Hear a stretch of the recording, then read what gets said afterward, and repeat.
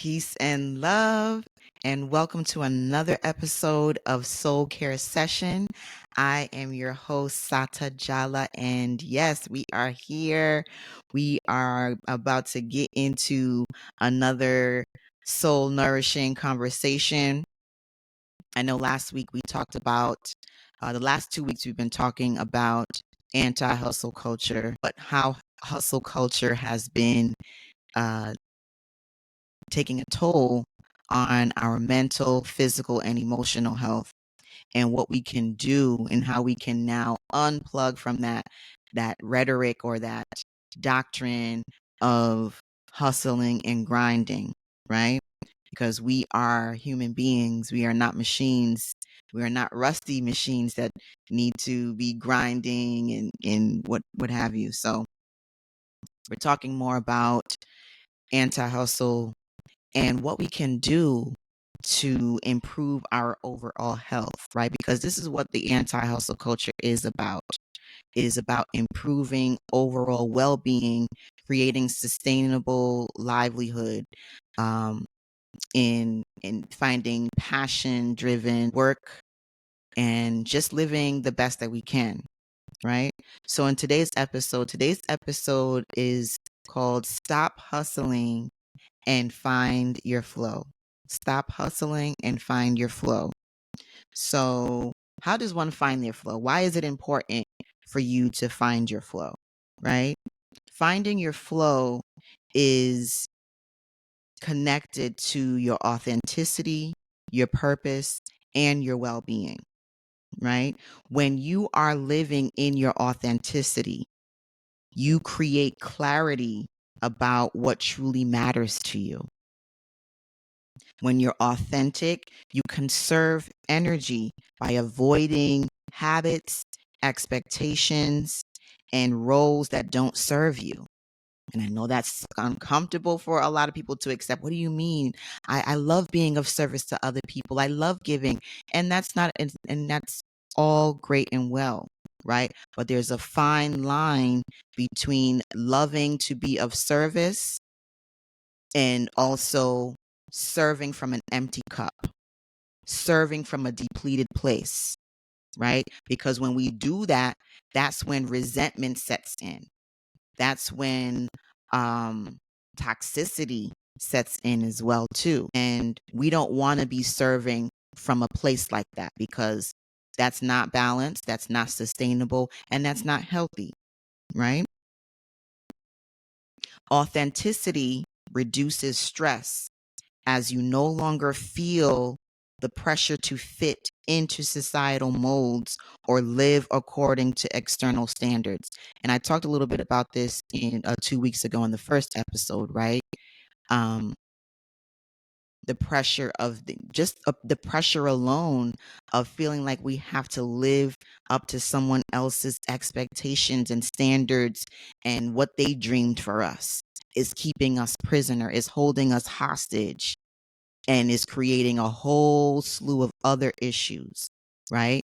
So let's talk about that today. I would like to talk about that today and what it means to find your flow and stop hustling. So, the 4 ways in which you can find your flow, what can help you find your flow, is to develop your own unique energy signature, is the first thing, right? The second thing is knowing your zone of genius. The third thing is learning how your internal GPS works. And when I say internal GPS, I'm talking about your emotional intelligence and your intuition. That's what your internal GPS is. And we'll get more into that. And the fourth thing is stabilizing your nervous system daily, right? Creating a practice of stabilizing your nervous system. So important. So in today's episode, I'm going to touch on the first two things, which is developing your energy signature and knowing your zone of genius. Right? So what is an energy signature? I ain't never heard about that before, right? Some of y'all are saying to yourselves, what is an energy signature?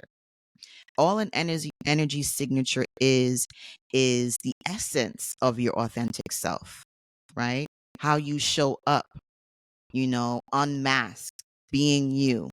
And for my neurodivergent family out there, my people who identify and have been diagnosed as neurodivergent, this is something that we've really struggled with for a long time, right?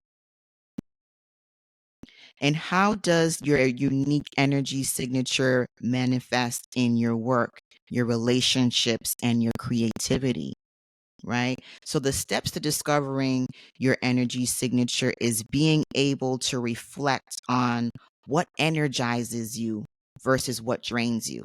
This is super important, right? So those are the first two things that you need to now begin to examine. What energizes me when I do it? What lights me up versus what drains me? The second way or thing that you need to consider when developing or discovering your energy signature is paying attention to the moments when you feel in the zone, like you just feel like, yes, this is like your. I know, again, from my ADHD baddies out there, when we get hyper focused on something, right? When we're super hyper focused and we feel like we're really in our zone and everything's clicking, everything feels like, yes, I was made to do this. And then another way to help discover your energy signature is getting constructive. Again, the operative word is constructive feedback from trusted peers and friends, right?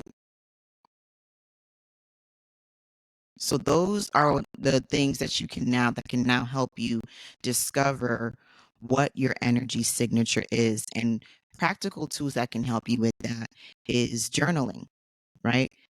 Journal prompts for self-awareness.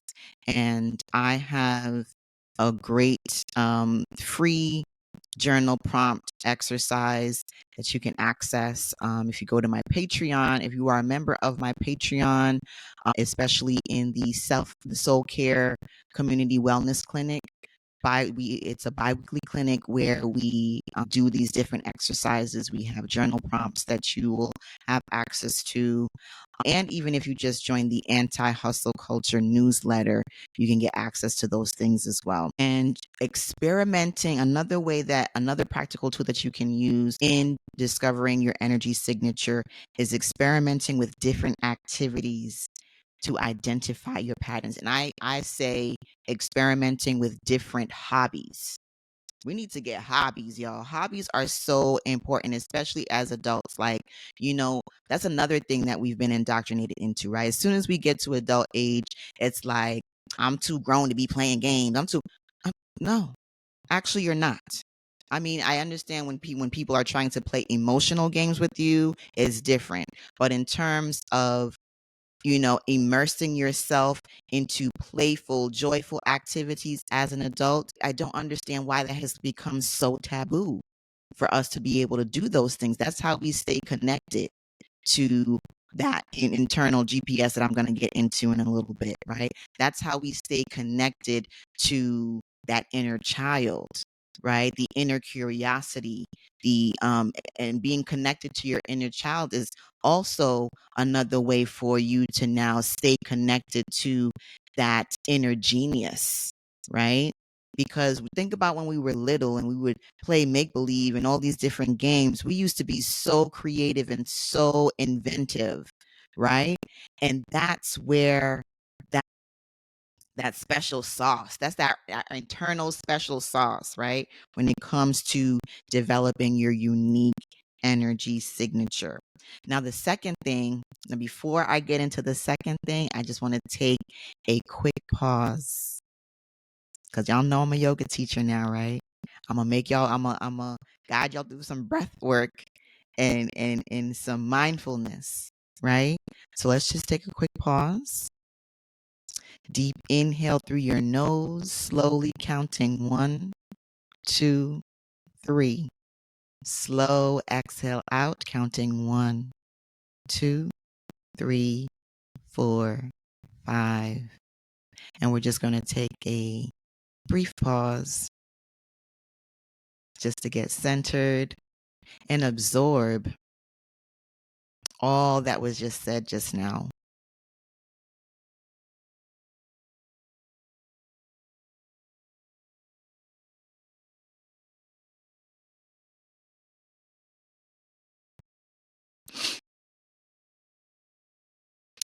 And as we bring our awareness back, we are now going to get into the second part of finding our flow. So the second point in finding our flow is knowing your zone of genius and learning how to monetize it, because that's the important key, right?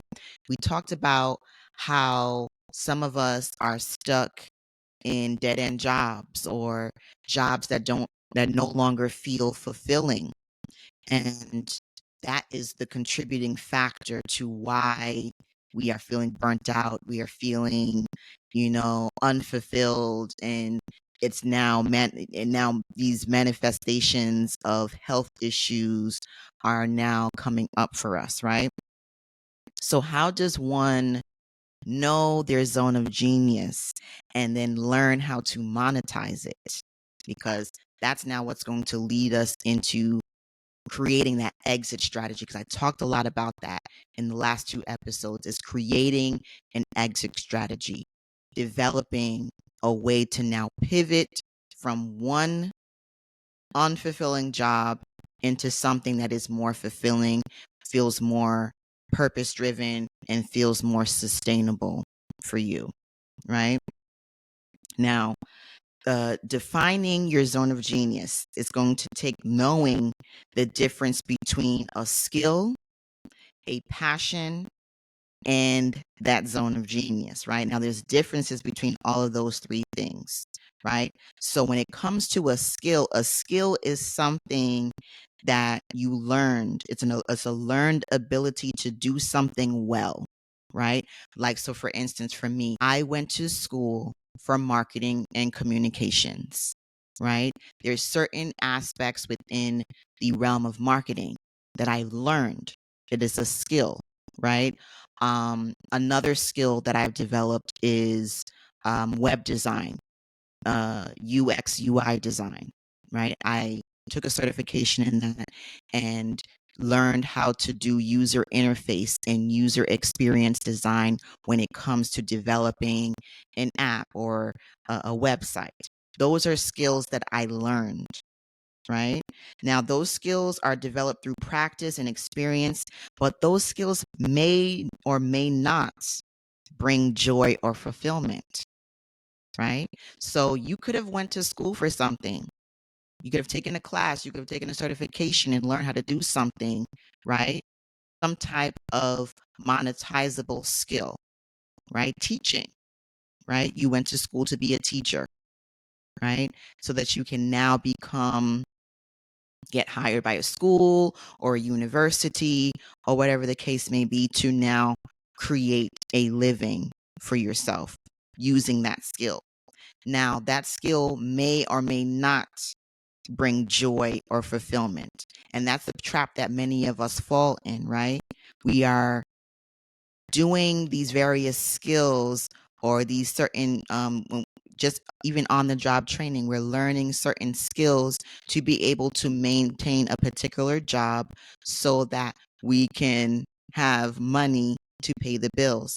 It doesn't necessarily mean that it brings joy or fulfillment to us, right? So the key characteristics to a skill is, again, something that's acquired or taught. It doesn't necessarily reflect your deepest interest or natural talents. It's just something that you've been trained to do, and you're maybe at a point where you're doing it well and someone's paying you for it, right? And another characteristic is it can be useful in various contexts, but may not feel like your calling, right? You have this particular skill and it's useful in a particular context, but it's not still necessarily your calling. So how do I find my calling, right? A celebrity example that I can give you is someone like Dwayne The Rock Johnson, right? His skill, he's skilled in professional wrestling, right? He's trained and he worked hard to excel in the WWE. But his deepest passion and talents lie in storytelling and acting, right? Which led him to a successful Hollywood career, right? So that's an example of someone who was skilled in a particular thing, did it very well for a point in time in his life, but then pivoted to something that would felt more in alignment with his passion, right? So let's now talk about passion. What is the definition of passion driven work, right? And what that is a strong feeling of enthusiasm or excitement for something. Passion often fuels your energy, but not always translates into some sustainable career or particular path or practical path, right? So again, I can use myself as an example. Another area that I'm passionate about is the arts, right? Especially the visual arts. Um, Throughout the years, I never went to any formal visual art school. It's just a talent that I've always had. And, I've never taken seriously because, of course, I come from an immigrant African family, and the arts are not something that is encouraged and, seen as something as sustainable. Again, because again, you have terms out there like the starving artist, right? You ain't gonna make no money doing that. You ain't gonna make no money with them paintings and drawings. You ain't gonna make no money, doing X, Y, and Z, right? So many times our parents or our loved ones steer us away from the pursuing the arts and finding something that's more practical, right? Hence the reason why I went to school and got a marketing communications degree, because it's still in the realm of, entertainment or arts, because you need to understand how to become marketable, right? Market your skills and your talents so that you become more visible. Right. So that was the next best alternative for me in terms of uh passion, or something that I could do, a skill that will now help to fuel the passion, right? The key characteristics of a passion, it reflects someone's personal interest or what excites them, right? It may not align with your natural talents or the need of the world, right? Because some people like, oh, you don't really need art. You know what I mean? It's not something that is on the Maslow's hierarchy of need, right? The first priority is food, clothing, shelter. You know, those are things that we need, right? Unnecessarily, an art painting is not something someone would need. It's something that is enjoyed.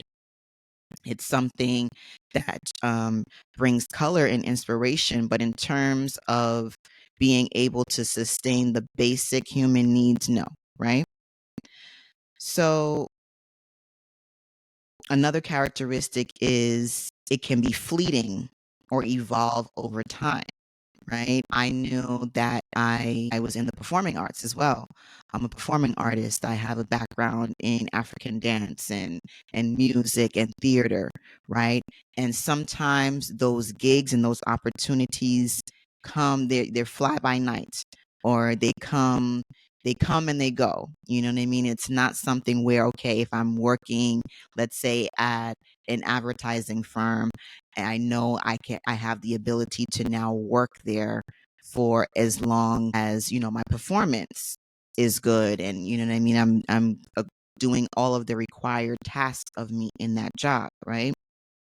So another celebrity example I want to give is someone like Oprah Winfrey. She was passionate about storytelling and connecting with people. But in her early career as a news anchor, and reflected this passion early on in her career.